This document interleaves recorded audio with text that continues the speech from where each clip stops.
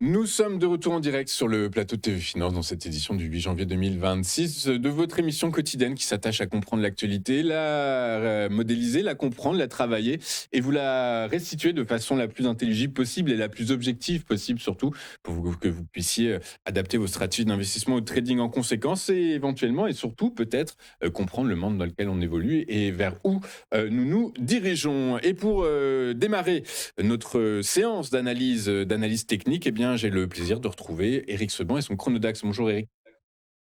Bonjour. Merci Eric d'être avec nous ce matin. Eric Seban, vous êtes trader, formateur et coach. Vous avez également mis en place le réseau Strafic, qui est un réseau de traders indépendants franchisés.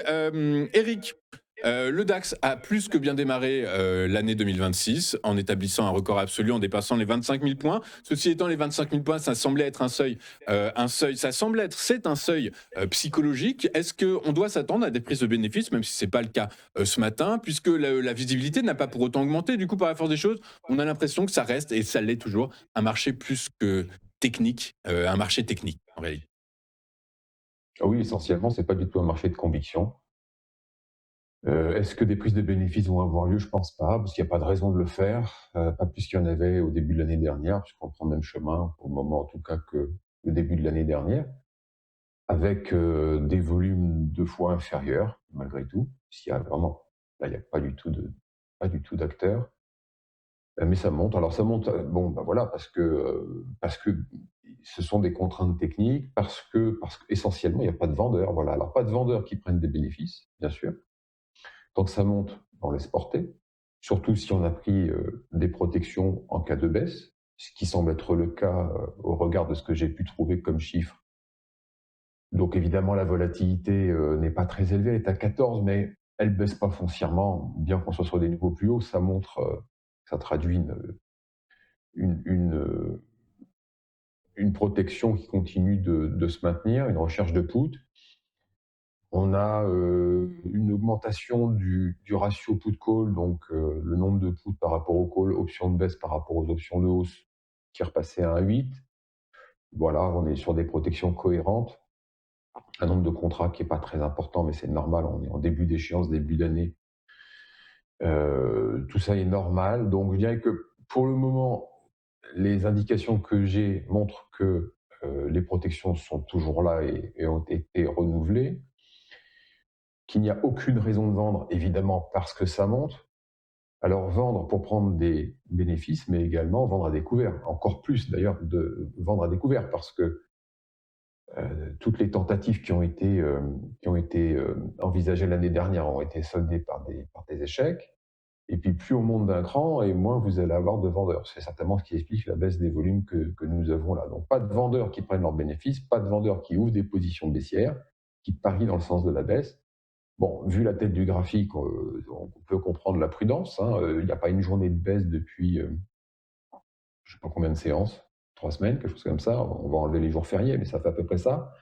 1300 points de hausse depuis qu'on s'est parlé, 1300 points de hausse à droite, avec donc un tirage, un gros tirage du DAX, et un début d'année qui ressemble à celui de 2025. Bon, voilà. Alors, on n'a pas d'informations très fortes à se mettre sous la dent pour envisager des scénarios, si ce n'est peut-être celui d'un repli pour un test des derniers plus hauts, autour de la zone haute de latéralisation dans laquelle le DAX a passé 7 mois, donc plutôt vers 24 600. Voilà, autour de ce niveau-là, on peut avoir un repli.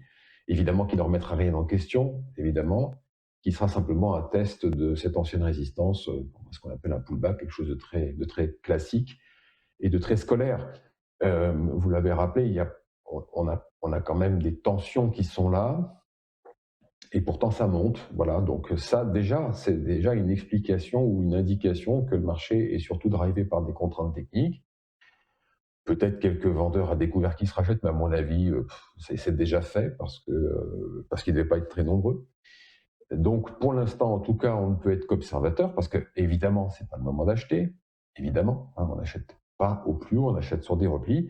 Et le premier niveau de repli serait autour de 24 500. Et puis après beaucoup plus bas, vers 23 500 et 23 000, qui serait le gros support. Mais enfin bon, avant d'y retourner, il va peut-être se passer quand même quelque chose de fort. Je pense que déjà, si on revient sur le dernier niveau d'appui, à savoir 24 000, 23 900, 24 000, ce sera déjà pas mal. Et déjà un premier niveau d'achat pour viser le niveau d'où l'on viendra. Parce que je ne sais pas si ça va se faire maintenant ou si ça va continuer de monter, mais disons que la dernière résistance matérialisée par l'évolution du prix, on ne la connaît pas encore, hein, puisqu'on n'est pas reparti en arrière. Si on repart en arrière, voilà, 24 000 pour acheter et puis target de là où on vient, tout simplement. Comprends bien, en fait, il ne faut pas s'attendre, vu le manque de visibilité et un peu d'une certaine façon le manque d'impétence pour le DAX, hein, même si la performance sur 2025 a été remarquable. En fait, il ne faut pas s'attendre à d'ouverture de position acheteuse ou vendeuse sur le DAX. Et donc, par la force des choses, il faut s'attendre à une inertie peut-être haussière. Mais en tout cas, quoi qu'il arrive, le manque de visibilité incite plutôt à la prudence, pas au pessimisme, mais à la prudence. Et donc, par la force des choses, laissons les choses se faire un peu naturellement et attendons de voir si il y a je te dirais, une philosophie, un esprit d'investissement qui se dégage d'ici quelques semaines. Je ne sais pas si on le verra, mais en tout cas, il n'y a pas de point d'entrée pour le moment possible, hein, puisque stratégiquement, c'est pas du tout ce qu'il faut faire. Mais acheter sur des replis pour essayer d'accompagner le mouvement, parce que là, vous avez surtout des achats qui sont contraints, hein. C'est surtout de l'arbitrage, c'est surtout de l'achat qui est fait petit à petit pour différentes raisons, mais essentiellement techniques, pour suivre. Voilà ce qui se passe. C'est un marché de suiveurs pour le moment. Tant que les futurs vont monter, on va avoir de l'arbitrage sur les actions. Bon, comme j'avais déjà dit l'année dernière, à un moment, le prix des actions va être un peu élevé par rapport aux fondamentaux. Mais bon, pour l'instant, tout le monde regarde ailleurs. Donc, bon, on n'est pas non plus monté de façon très importante, hein. On est à quoi? À peine 3% de hausse depuis le début de l'année. Mais va venir un moment, ça continue à être tiré de cette manière-là, où les gérants vont quand même se poser des questions. Et je rappelle, les gérants, eux, sont protégés, peuvent arbitrer tranquillement, en prenant leur temps, mais ils représentent beaucoup de volume. Donc à partir du moment où vous commencez à avoir une désaffection des gérants qui considèrent que ça y est, c'est trop cher, vous aurez, je le rappelle encore une fois, les ETF qui embrayeront parce que eux, c'est mécanique. Bon, on n'en est pas là, évidemment, on n'en est pas là. Mais ce qu'il faut comprendre juste, c'est qu'on est sur un marché qui est drivé par des contraintes techniques, des achats techniques, ça monte en profondeur, et que si vous voulez rentrer dans le marché, il faut vous attacher pour l'instant les mains dans le dos et attendre un repli vers 24 000. C'est exactement, hein, c'est attendre un repli, attendre les soldes, en gros, en quelque sorte, aux alentours. Alors, vous nous avez dit quoi? 24 400, 24 500. En gros, c'est ça les points d'entrée intéressants. 24 000, 24 000. On se retrouve la semaine prochaine, on en discute. On en discute. D'ici là, il y aurait eu le fameux rapport sur l'emploi américain un vendredi qui pourrait apporter un peu de volatilité, apporter un peu de visibilité. Évidemment, la géopolitique, même si les marchés sont plutôt insensibles. Et Christian Parizeau nous expliquera quand même que c'est un point d'attention, un focus important sur l'exercice 2026, la géopolitique, que ce soit, et notamment la répercussion de la géopolitique américaine à la géopolitique asiatique, et notamment avec la Chine, la réponse de la Chine aux dernières Trumpitudes. Donc voilà, il y a quand même un œil géopolitique à avoir. Mais donc on verra tout ça avec vous tout au long de l'année. En tout cas, Eric, merci beaucoup pour votre temps de ce matin. On se retrouve la semaine prochaine à la même heure pour décortiquer et comprendre l'indice phare allemand. Très bonne journée. Eric, je rappelle que vous êtes trader, formateur et coach et que vous avez mis en place le réseau Strafic, qui est un réseau de traders indépendants franchisés. La semaine prochaine, Eric. De notre côté, rapide courte page de publicité. On se retrouve avec les Market Movers de Richard Mourin qui reviendra pour nous sur deux titres qui ont été massacrés lors des dernières séances, des derniers mois de bourse. C'est Porsche et Ferrari. Il va nous expliquer dans quelle mesure ça pourrait être intéressant de les regarder de nouveau. À tout